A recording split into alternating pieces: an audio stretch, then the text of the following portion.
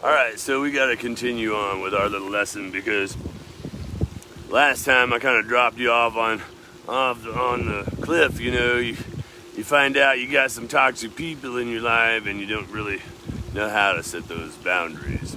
It's all foreign to you, just realizing what's going on. So let's empower you with the second thing.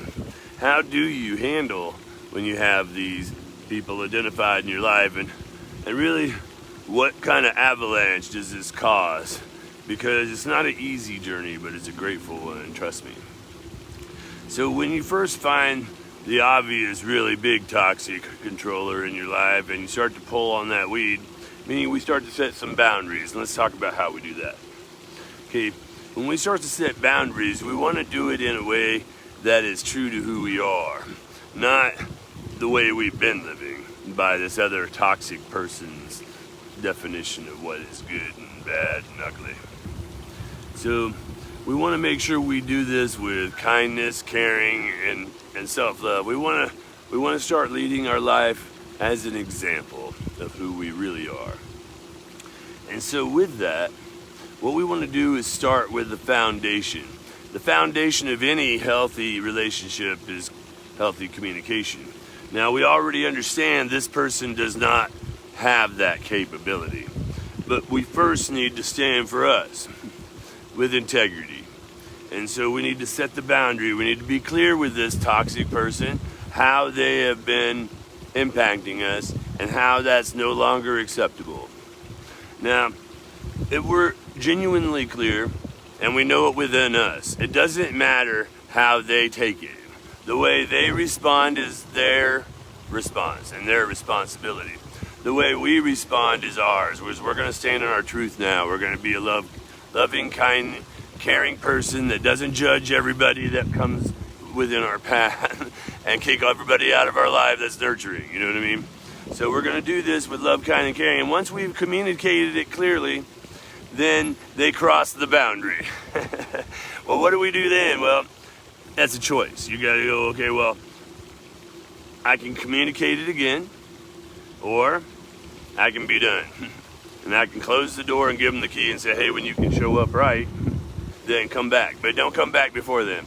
And so we don't build walls because we know that we have caring for this person, just because they have their issues, they're on their part of their journey, which isn't in alignment with who we are and who we want to be. They've got their healing to do. We need to make sure that we have those boundaries in place. And so as they continue to cross them, then we make sure that we shut the door, and lock it. Give them the key, though, because you love them. And maybe, 10 years from now, they will have dealt with their toxicity, their inner pain that they were projecting on the world, making it so they felt like they had to control everybody. But in some cases, what you're going to find, and actually I should probably say in most, you're going to find that when you pull that weed, it's going to pull a whole bunch of other ones up into light. You know what I'm saying? You're going to find that there's going to be a whole support network of this toxicity in your life. Meaning this person, your toxic person, has this network of only people in your life that will support their toxic control of you. And so expect that network to start showing up and trying to admonish you for standing who you are, you know what I mean? And all they're doing is they're just showing where all the weeds are. And then once again, we do that with love, kind, and caring. Okay? We say, hey, you know what? You don't have the right to tell me how I feel. You don't have the right to tell me that I should be, cowering. I have the right to be me, and I have the right to be love, kind, and caring and nurturing to the world rather than judgmental and dismissive.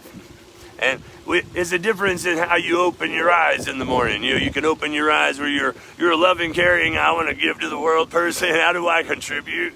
Or you could wake up and you go, what's not perfect? What is wrong? Why aren't people? Why is it? Why am I? Why? And be the victim. You know what I mean? Or you could live in gratitude. That's really the choice. If you decide to let these people continue to control your life, what have they brought you? If they brought you gratitude, maybe an incremental of little pieces just to keep you satisfied. But they're never going to feed you full, because then you would be in your power, right? And you would recognize that you don't need their toxicity to make it so that you can be a whole person. You know what I mean? And that's where we want you to get, is a whole person. And I'm not saying you're not whole now. I'm just saying you're not recognizing it. You're not standing for it yet, because you have toxic people in your life that are trying to gaslight you against yourself. You know what I mean? If they know that if you know who you really are, you'll see who they are. You know what I mean? And so some people in our lives are really, really close to us.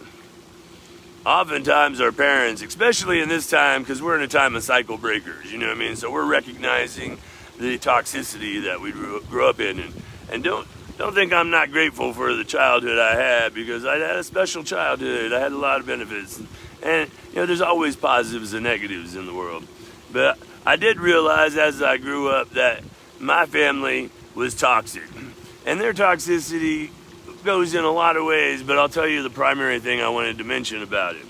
Their ability to value each other was based on how much money you were making. When I made a lot of money, I was the king of I was like, oh yeah, Robert, You know, but when I didn't have a lot of money, it was like, oh yeah, I know about Robert.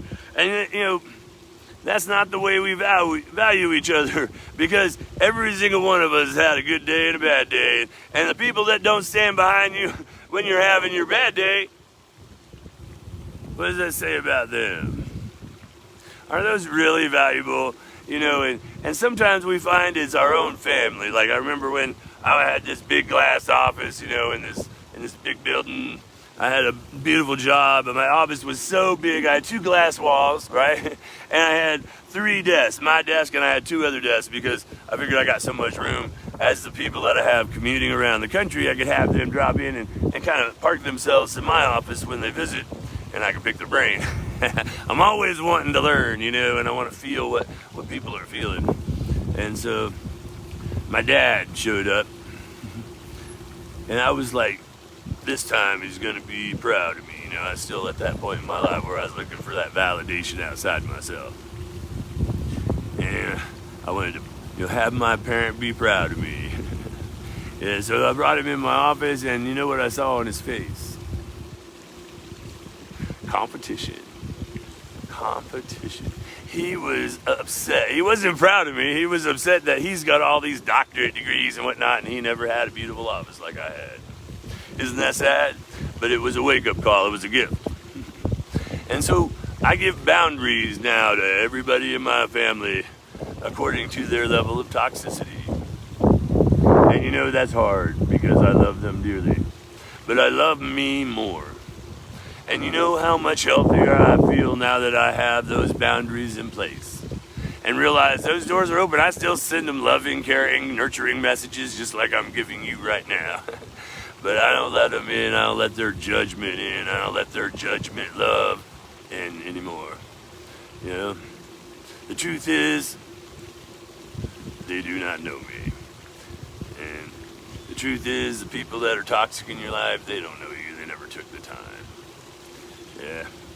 They were too worried about what they could get.